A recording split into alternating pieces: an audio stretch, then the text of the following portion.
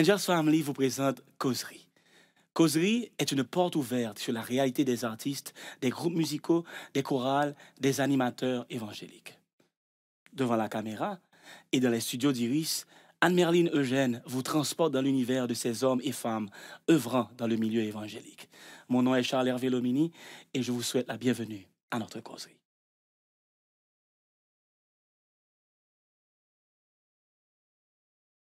Bonjour, bonsoir à tous. Bienvenue à notre causerie avec les artistes et groupes musicaux haïtiens. Cet espace leur est strictement réservé. Nous nous intéressons notamment à leur vie, leur fonctionnement et leur évolution dans le milieu évangélique haïtien. Aujourd'hui, notre invité, le groupe Adonai. Nous avons en studio David Lindor. Il est directeur musical, maestro du groupe, artiste, compositeur. Avec lui, nous allons plonger dans l'univers du groupe Adonai. Nous allons voir comment ce groupe évolue en Haïti. David Lindor, bonsoir. Bienvenue à notre causerie. Merci de répondre à notre invitation. Bonjour, bonsoir à tous et bonjour Anne. Je suis très content d'être là pour fournir tout ce qui concerne Adonai. Vous êtes l'un des membres fondateurs de Adonai. Dis-nous, comment ce groupe est-il né? Le groupe Adonai est né en décembre 1994, plus précisément le 17 décembre. Donc nous avons pris naissance dans un contexte très particulier. Nous étions 4 jeunes faisant partie de l'église du Nazarien El Shaddai à Turjo. Il arrive que l'un des membres de ces 4 personnes faisant partie de ce groupe était mort à la suite d'une maladie. Il s'agit de Pierre-Richard Louis, l'ex-chanteur du groupe Alabanza. Et ensuite, pour nous consoler, nous avons décidé de mettre sur pied un groupe, le groupe Adonai, le 17 décembre 1994. Et alors le nom du groupe, nous avons trouvé le nom du groupe environ 3 ou 4 mois après, en avril de 1994, lors de notre première prestation à l'église. Et par hasard, nous n'avons pas de nom à l'avant. Pendant la prestation, le dirigeant nous appelle le groupe Adonai. Bon, bizarrement, nous avons trouvé le nom Adonai et puis bon, c'est comme ça. Depuis 1994, le nom est là et jusqu'à présent, nous avons encore gardé ce même nom et nous avons fait beaucoup de routes avec le nom du groupe Adonai. Actuellement, Adonai compte combien de membres? Pour le moment, Adonai a environ une quinzaine de personnes faisant partie. Bien entendu, le nombre est beaucoup plus élevé parce que les anciens sont toujours membres du groupe, bien qu'il y en a qui sont au Canada ou aux États-Unis ou ailleurs, mais quand même, ils font encore partie du groupe Adonai parce que c'est Adonai un jour et Adonai pour toujours. Donc, à n'importe quel moment, un ancien peut venir, donc il pourra participer à n'importe quel programme, à n'importe quelle activité du groupe sans aucun problème. 1994-2014, cela fait environ 20 ans. Dites-nous, en tant que maestro du groupe, qu'est-ce que ces 20 années représentent pour vous? Bon, c'est vraiment... c'est un rêve. Pour moi, jusqu'à présent, je crois que je suis au milieu d'un rêve, le fait que de voir Adonai va célébrer ses 20 années d'existence en décembre 2014. Parce que c'est pas une chose facile d'avoir 20 ans au sein de la musique évangélique haïtienne particulièrement, parce que nous avons connu pas mal de misère, nous avons vu toutes sortes de couleurs avant d'arriver ici. Donc, c'est avec joie, c'est avec contentement que nous allons célébrer. Et nous commençons déjà à célébrer ce 20 ans de ministère. Et en termes de production, pendant ces 20 dernières années, dites-nous, qu'est-ce que le groupe a produit concrètement? Combien d'albums avez-vous produit, par exemple? Bon, en fait, il y a toujours... Bon, c'est quand même un peu gêné de dire que le groupe a 2 albums, mais très bientôt nous pendant ces 20 ans. Pendant ces 20 ans, et nous allons sortir un 3e. Mais en réalité, la production au niveau de la musique évangélique haïtienne n'est pas trop facile. Bon, il y a plusieurs aspects. Il y a l'aspect productivité en termes de musique. Nous avons pas mal de musique dans notre répertoire, mais la production n'est pas facile. Mais ensuite, vous savez, la musique évangélique, c'est pas comme les musiques séculières. Donc, les gens consomment régulièrement les musiques. Donc, ils chantent toujours à l'église des musiques. Bien que nous essayons de produire d'autres musiques, mais les anciennes chansons, les fans restent toujours attachés. Donc, ils demandent toujours, quand nous jouons, quand nous performons quelque part, donc ils réclament « Joue pas maintenant ». Par contre, Joue pas a sorti depuis 1997. Donc, ils réclament, moi, pas pour contre moi, ils réclament un ensemble de musiques que nous avons sorties depuis avant 2000. Donc, il y a un attachement, il y a un sentiment d'attachement par rapport aux anciennes musiques. Donc, ce n'est pas aussi facile de produire régulièrement chaque année un album ou chaque 2 ans un album. Bon, bien dommage, nous allons sortir un 3e bientôt et nous avons sorti un test pressing qui annonce grandiosement ce 3e album. Comment Adonai vit économiquement? Bon, je veux dire financièrement. Est-ce que les membres du groupe sont rémunérés? Non. Non. Et je me demande si les membres des autres groupes évangéliques sont rémunérés aussi. Parce que la musique évangélique haïtienne n'est pas une musique qui, je crois, qui est capable de rémunérer ou bien quelqu'un peut travailler aussi de la musique évangélique professionnellement parlant. Moi, j'ai dit toujours que c'est une musique amateur. Donc, c'est vrai que nous avons des musiciens professionnels, de niveau professionnel, qui sont capables de performer, de jouer comme tous les autres musiciens professionnels. Mais en termes de contenu, je crois que la musique que nous sommes en train de faire en Haïti, au sein de la musique évangélique particulièrement, est une musique amateur. Donc, les musiciens sont amateurs parce que c'est difficile de vivre moyennement avec de la musique évangélique. Donc, le groupe Adonai a choisi de faire de la musique comme un ministère, comme un sacerdoce. Donc, nous avons joué, nous avons vendu des CD à un prix très bas. Généralement, c'est l'un des groupes qui a vendu ces CD à un prix très dérisoire, généralement, pour faciliter les gens. Alors, pour que n'importe quelle personne, un jeune qui ne travaille pas, peut acheter un CD du groupe Adonai. Est-ce qu'on peut comprendre par là que le côté financier n'intéresse pas beaucoup Adonai? Le côté financier nous intéresse beaucoup parce que nous ne pouvons pas réaliser ce que nous avons réalisé pendant ces 20 ans sans l'argent. Donc l'argent est important pour nous. Mais l'argent n'est pas notre priorité. Donc, la priorité pour le groupe Adonai, c'est de travailler à l'œuvre du Seigneur. C'est ça, c'est notre priorité.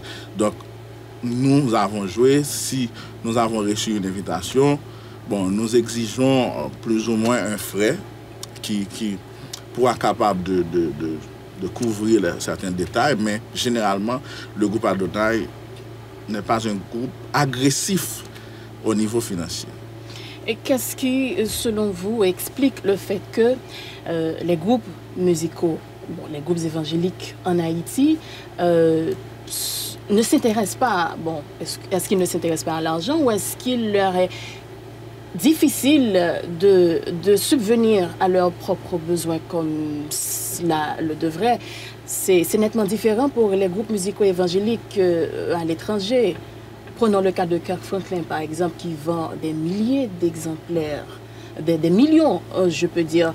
Comment cela peut-il être différent ici, en Haïti? C'est différent parce que le problème est posé à plusieurs niveaux. Dans un premier niveau, vous savez que l'évangile est venu en Haïti d'une manière tout à fait spéciale. Donc, les missionnaires américains qui étaient venus avec l'évangélisation en Haïti, donc, ils faisaient un travail de charité aussi. Donc, ils donnent régulièrement aux membres de l'Église, quand ils sont en mission quelque part, donc, ils donnent presque tout. Dans le temps, les églises en Haïti se sont construites presque par un financement externe. C'était très difficile de trouver une église ou des missions qui sont indépendants. Généralement, ils sont dépendants d'une mission étrangère. Bon, c'est parce que le cas pour la majorité des missions évangéliques que nous avons en Haïti. Donc, ça a inculqué une culture de charité auprès des membres des églises évangéliques haïtiennes. Et ils sont très, très négligents à acheter ou à donner leur participation dans une activité. Généralement, ils veulent toujours recevoir gratuitement tout ce qu'on fait à l'église, tout ce qu'on donne à l'église. Donc, ils ne sont pas intéressés à donner leur participation, surtout participation financière, c'est vraiment difficile. Ça, c'est l'un des problèmes. Autre chose, nous ne pourrons pas ignorer aussi la réalité économique d'Haïti. Donc, nous vivons dans un pays très pauvre. Donc, le moyen, parce que le problème financier de la musique évangélique n'est pas seulement un problème de la musique évangélique. Je crois que c'est un problème même au niveau du secteur séculier aussi. Les autres groupes font aussi face à ce même problème. Et bien entendu, bon, il y a certains, très peu d'entre eux qui peut-être qui ont trouvé des entreprises. Oui, mais ils ne connaissent pas la même situation financière que les groupes justement parce que la vocation n'est pas la même non plus. La vocation d'un groupe évangélique, c'est pas de l'argent d'abord. C'est pas ça du tout. C'est surtout de louer Dieu, d'exalter le nom du Seigneur, de prêcher, d'évangéliser. Donc c'est tout aussi important pour le groupe pour pouvoir survivre justement, et produire des albums. Mais la priorité, c'est pas de l'argent. Contrairement aux autres groupes qui font de la musique, justement, mais pour vivre. Voilà.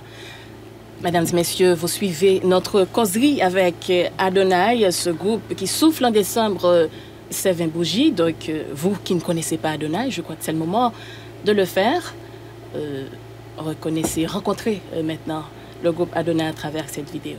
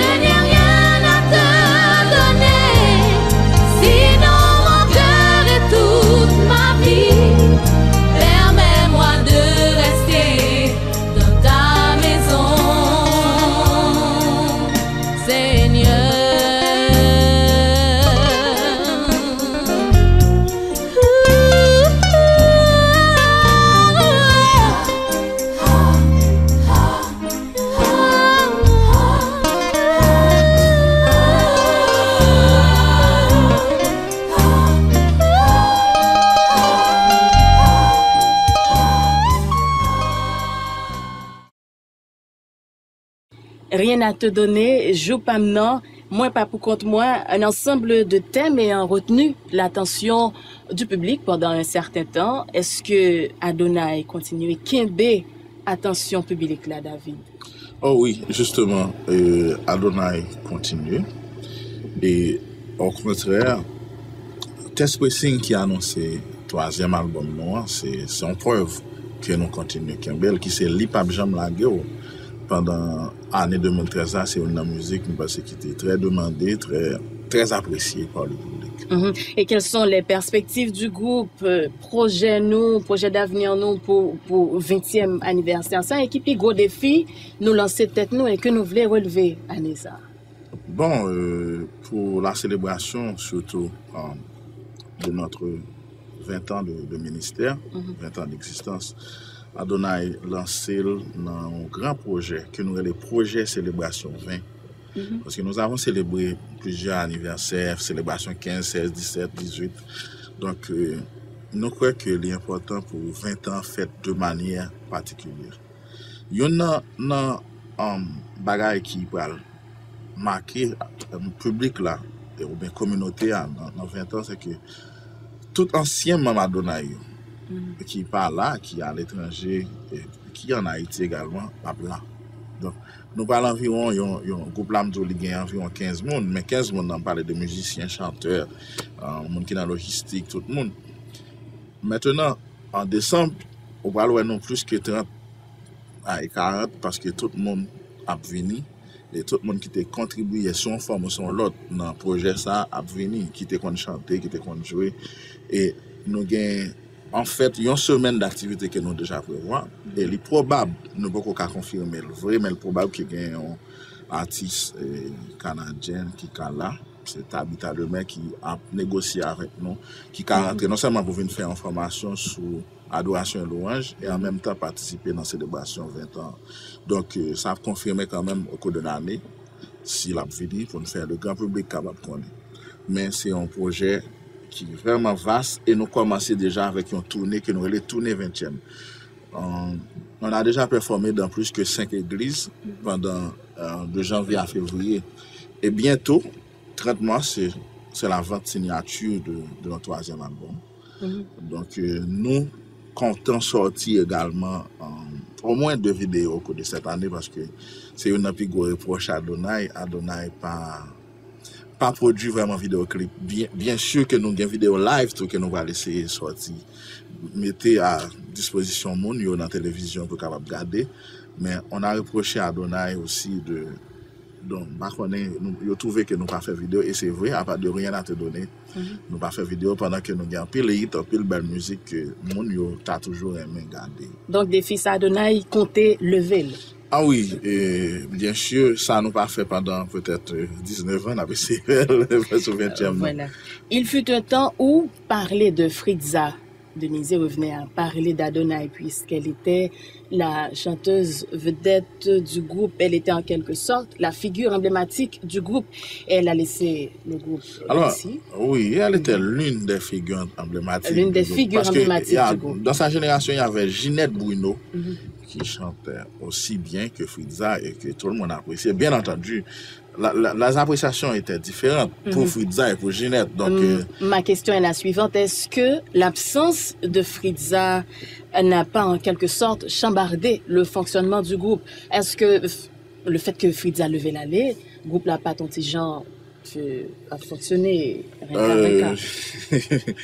Adonai, Fritza rentré dans Adonai en décembre, non pas décembre, je ne peux pas rappeler, mais c'est en 97. Donc, le Fritza rentré dans Adonai, Adonai était déjà à fonctionner. Et c'est peut-être ça qui t'a attiré dans Adonai. Et en fait, c'est Adonai qui travaille à Fritza. Elle l'a toujours dit. Bien. Partout où elle passe, elle a dit qu'elle est la fille du groupe Adonai. Donc, Adonai a travaillé avec Ginette, Adonai a travaillé avec Ramlin, Adonai a travaillé avec tant d'autres. Donc, l'école est encore là. L'idéologie est encore là, les méthodes sont encore disponibles et nous continuons à travailler avec d'autres. Et on a travaillé avec Linda Joseph, la fille qui chante du Pape Jean Blago, et tout le monde apprécie. Et on arrive même à oublier quelquefois Fritza, pour le moment, avec Linda, mais avec Myriam, avec l'album qui va sortir, Fritza ne chante pas, et on va voir quand même. Cependant, Fritza aimait tellement ou aime toujours le groupe Adonai, là, c'est une autre dimension. Fritza avait son cœur dans le groupe.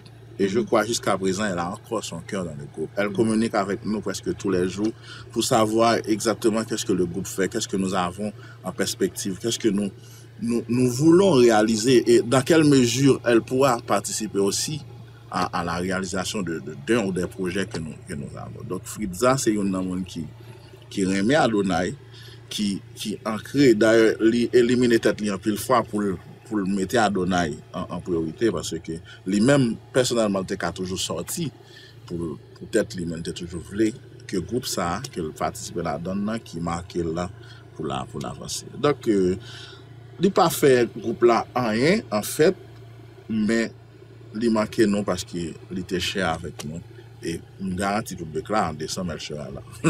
Voilà. Mesdames et messieurs, voilà, nous avons eu notre causerie, notre première causerie avec le groupe Adonai. Nous avons rencontré pour vous David Lindor, il est directeur musical, maestro du groupe, chanteur, compositeur. Avec lui, nous avons plongé dans l'univers du groupe Adonai, comment le groupe évolue, comment le groupe fonctionne dans le milieu évangélique haïtien. Nous avons aussi parlé des perspectives du groupe, ce groupe vieux de 20 ans. En tout cas, ce groupe qui souffle en décembre prochain, c'est 20 bougies, Adonai. Donc, merci à vous d'avoir suivi notre causerie. Nous vous donnons rendez-vous bientôt. Merci, David. Merci, Anne. C'était un plaisir. Un plaisir.